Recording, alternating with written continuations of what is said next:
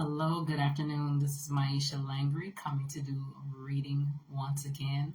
I'll be reading for us today Genesis chapter 11 from the New Living Translation.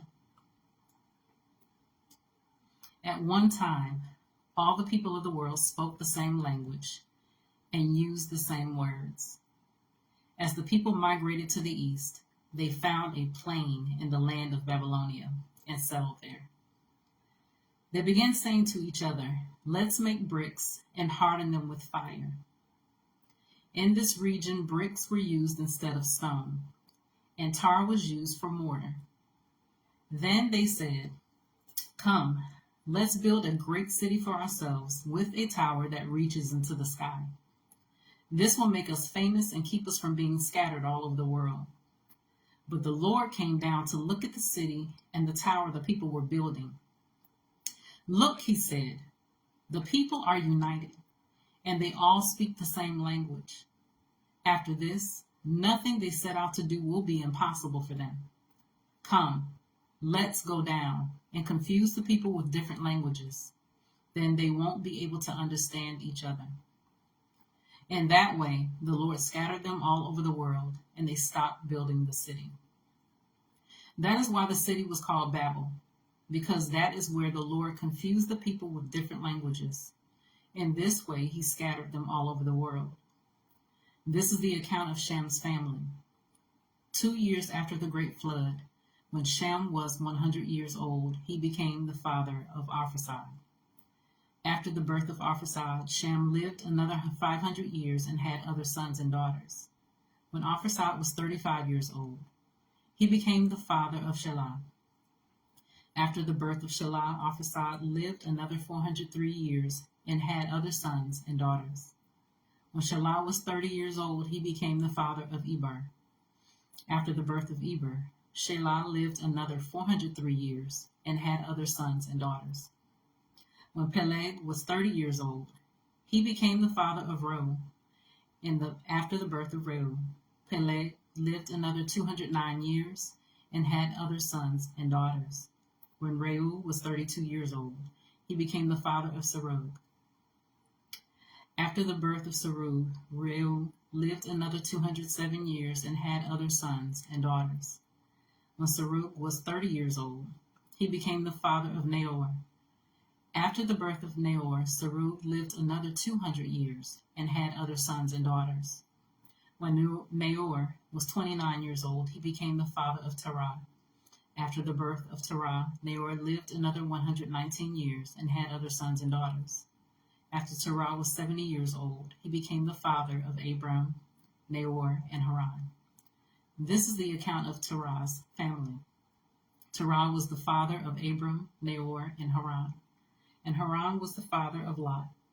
But Haran died in Ur of the Chaldeans, the land of his birth, while his father Terah was still living. Meanwhile, Abram and Nahor both married. The name of Abram's wife was Sarai, and the name of Nahor's wife was Milcah. Milcah and her sister Iscah were daughters of Nahor's brother Haran. But Sarai was unable to become pregnant and had no children. One day Terah took his son Abram, his daughter-in-law Sarai, his son Abram's wife, and his grandson Lot, his son Haran's child, and moved away from Ur of the Chaldeans. He was headed for the land of Canaan, but they stopped at Haran and settled there. Terah lived for 205 years and died while still in Haran. And that was Genesis chapter 11. And I actually feel led to read chapter 12 as well. So I'm going to go ahead and read Genesis chapter 12 as well for those that are listening. The Lord has said to Abram, "Leave your native country, your relatives, and your father's family, and go to the land that I will show you. I will make you into a great nation. I will bless you and make you famous, and you will be a blessing to others. I will bless those who bless you and curse those who treat you with contempt. All the families on earth will be blessed through you." So Abram departed as the Lord had instructed, and Lot went with him.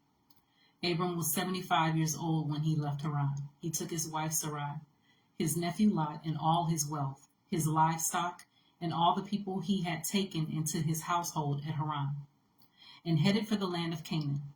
When they arrived in Canaan, Abram traveled through the land as far as Shechem. There he set up camp beside the oak of Moreh. At that time, the area was inhabited by Canaanites.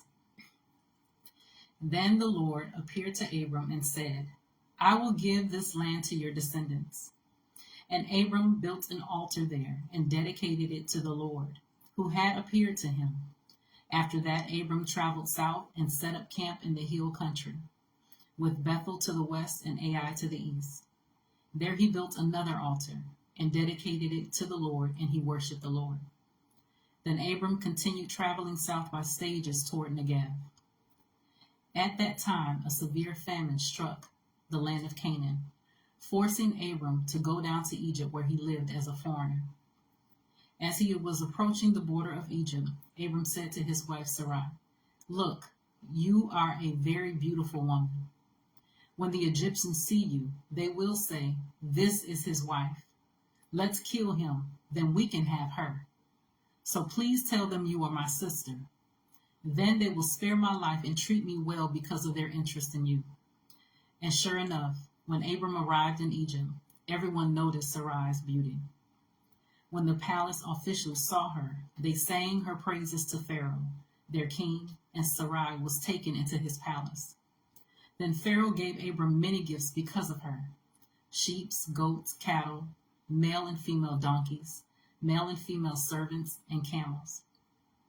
But the Lord sent terrible plagues upon Pharaoh and his household because of Sarai, Abram's wife. So Pharaoh summoned Abram and accused him sharply. What have you done to me? He demanded. Why didn't you tell me she was your wife? Why did you say she is my sister and allowed me to take her as my wife? Now then, here is your wife. Take her and get out of here.